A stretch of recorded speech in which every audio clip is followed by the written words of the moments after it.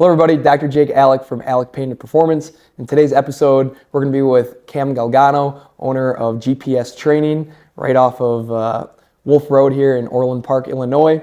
And we're honored to talk to Cam today about the importance of speed training. Yep. So Cam, why don't you give us the rundown of, one, what your thought of speed training is and maybe how you implement it at your facility. Yeah, for sure. And I've really gone down the rabbit hole basically the last few years when it comes to speed training, because I've realized that no matter the sport, whether it be baseball, softball, whether it be football, basketball, boys, girls, whatever, speed I'd say is like the most valuable attribute or asset an athlete can have. No one ever says speed never hurts. Right. And basically when it comes down to making that game-winning play or getting to point A, whoever can get there the fastest, generally that's going to determine the outcome or the success of that particular game or event. Wouldn't you agree now in football, specifically baseball too, that it's almost becoming a speed sport? For sure, especially too. I feel like the more I've taught to these football players, even you look at like people playing in the trenches too, you got to be able to move with the way these offenses are too. If you can't move, you're becoming a liability in a sense. Great. Now, when it comes into specifically how you do it at the gym, is speed training specific to sport, or is that something that can be, hey, no matter if you're in baseball, volleyball, soccer, you're just doing the speed workout for the day and it impacts everybody?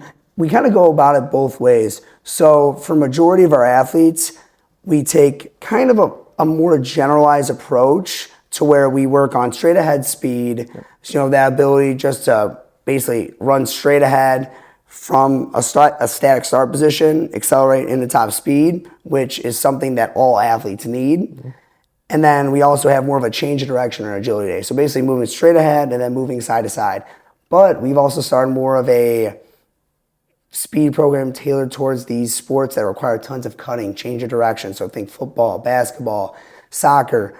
And that's something we've really kind of, again, gone down the rabbit hole of being able to stop, re-accelerate, being able to cut, get in and out of cuts. Super important. It's something that I found, one, it just makes you that much more lethal on the field, but two, especially from your point, most injuries, they're occurring when you're trying to stop and change direction. It's not when you're trying to sprint and go straight ahead.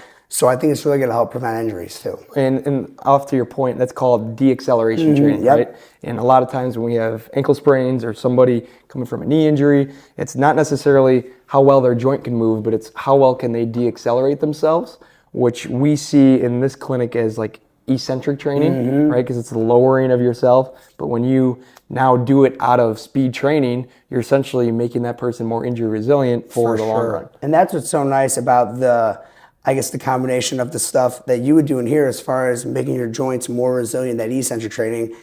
All I look at on the field is, if you're running in, then you go into a static stop, that's just a higher level eccentric right there. It's more, and that's where it's taking the generalized stuff that you do in here and what we do in the weight room over to the field. Right. And that's where it's that perfect blend between weight room and, field work. Perfect. Now, you do a bunch of continuing education stuff when it comes into learning from people that are more giants in the industry. For sure, yeah. What is that looking like from maybe new research or something that they're showing in the speed realm?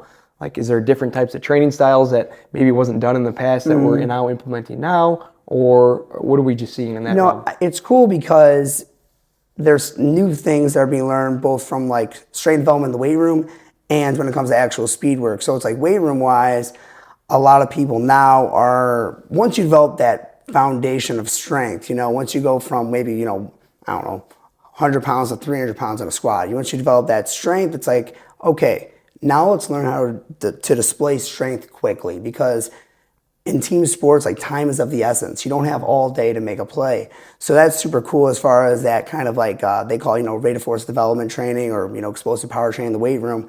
So people are starting to, utilize tools to measure bar speed, for instance.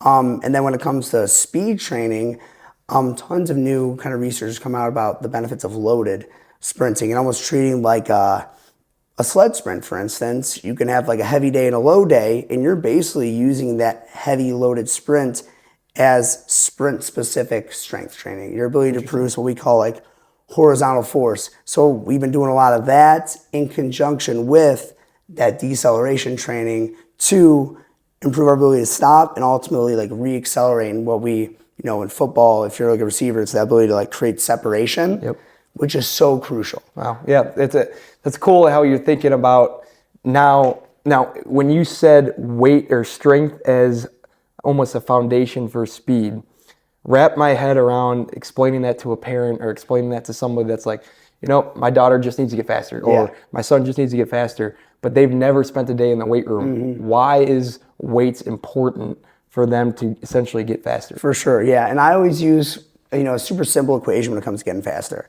So it's like if you look at a pyramid or whatever, like that foundation, that base is strength, because speed is basically, it's like I say like big force, or it's like strength, and then the ability to display strength quickly. So, velocity, time, whatever. And then that icing on the cake is, displaying that in the right direction. So that's like mechanics. So it doesn't matter how good your mechanics are. It doesn't matter if you can display whatever strength you have quickly if you have no strength. Right. That's the big thing. So it's the ability to put what we just say force in the ground. So getting stronger in your foundational weightlifting movements, squats, lunge variations, that's huge. Now, you don't need to be Ronnie Coleman. You don't need to be a power lifter. It's like there's no squat racks on the field. But there, like you said, there's like a prerequisite level of strength that you kind of need. Right.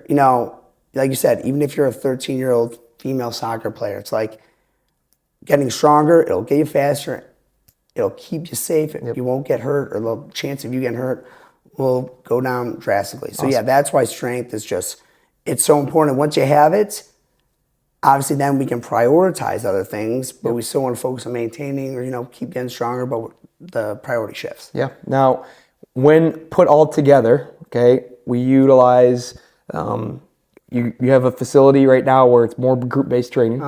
So when you have all these different athletes come in, what does a normal speed workout look like, or what does a normal workout that may help someone get faster look like at your facility? Yeah. So we basically have two main programs or session types. We have what we call our total performance. So that's 75, 90-minute training sessions where you're working on speed work, explosive power development, and strength training. You get warmed up. We go through either straight ahead speed or change direction, some plyometric stuff, your typical speed and agility work. And that is done in that group, that true group fitness training model. Everybody's doing the same stuff during that particular portion of the session. Then for the strength training, we really tried to blend, the benefits of group training, which is, high energy, competitive atmosphere, the whole 9 yards, with the same individualization you would get from one-on-one small group. So when we go to the weight room, everybody has their own like strength training program to fit their, specific needs. That way you could have a 16-year-old, baseball player working out with a 13-year-old football player, different, skill levels, training experience, and obviously different needs. Right. So it's been nice to kind of blend the two together. And then the second training session type we have is just a pure speed session. Main difference is instead of that weight room element, we just focus more on mechanics. So this is perfect for those athletes, like a football player, for instance. If you're working out 3 to 4 times at school, to where you're really hammering the weights, and generally these kids are going to another gym and doing, biceps, triceps, their work, they love the lift. Right.